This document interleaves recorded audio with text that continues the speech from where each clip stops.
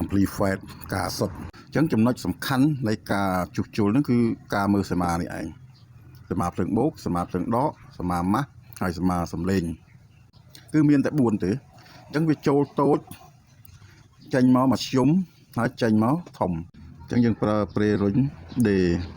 កាន់ណានេះ7 18អានេះគឺ B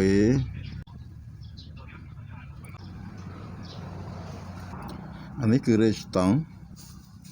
150អូមហើយរេស្តង់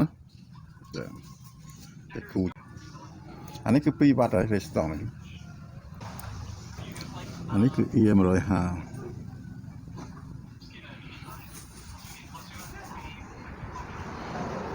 ញ្ចឹងគួរចេញមកចូល speaker E 4.7ចប់មកនេះអានេះព្រុញចូល SP ដូចគ្នាអញ្ចឹងគឺចេញណាចេញចេះចេញមកអញ្ចឹងគឺចេញជើង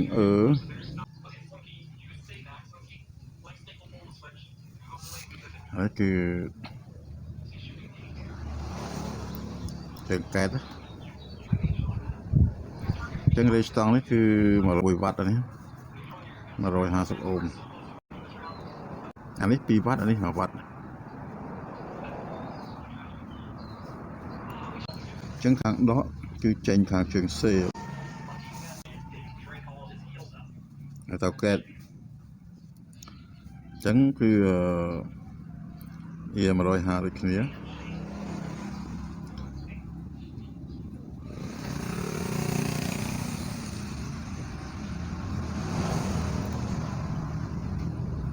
អូខេអញ្ចឹងគេធ្វើបែបហ្នឹងអានេះគឺកន្លែងដូចអញ្ចឹងអានេះ speaker ណា speaker អានេះ GND អានេះគឺភ្លើងដកអញ្ចឹងអានេះគឺកែតណាកន្លែងនេះកែតអញ្ចឹងក្នុង driver គឺមានជើងប៉ុណ្ណឹងសម្រាប់ចេញមាន1 2 3 4 5 6អញ្ចឹង7គេដាក់ម៉ាស់SD ណា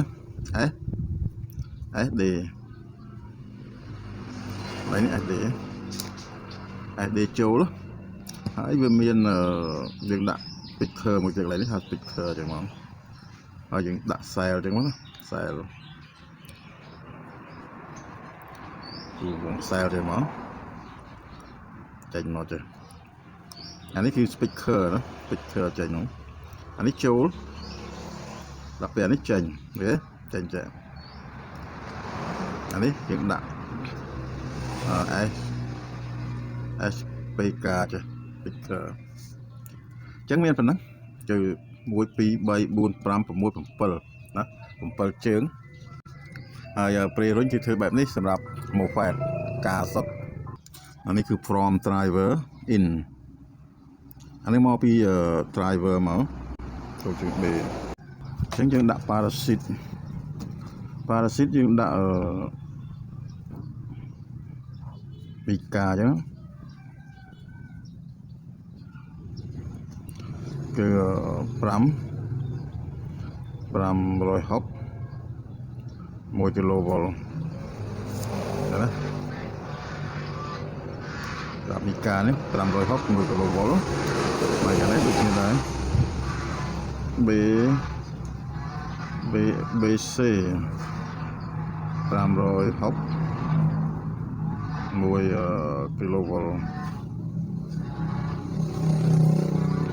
ដាក់តែប៉ុណ្្នឹងមកហើយអញ្ចឹងរបៀបដាក់យ៉ូតអញ្ចឹងយ៉ូតនេះវាមិនតាក់ទងទៅនឹងប្រេរុញទេគឺវាតាក់ទងទៅនឹងជើងកែតរបស់ power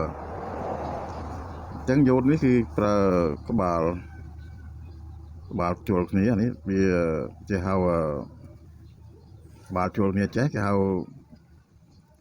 ដៃអែកទេអញ្ចឹងវាជាប់ជាមួយនឹង ជាមួយនឹងខ្សែ speaker ណាចឹងគេតចេះអញ្ចឹងខាង speaker ហ្នឹងគឺខាងSiner ចឹងអានេះគឺ Siner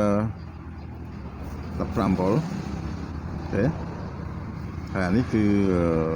យោត407ដាក់ទាំងធំតិចទៅល្អដែរខាងនេះគឺដូចគ្នាយើងដាក់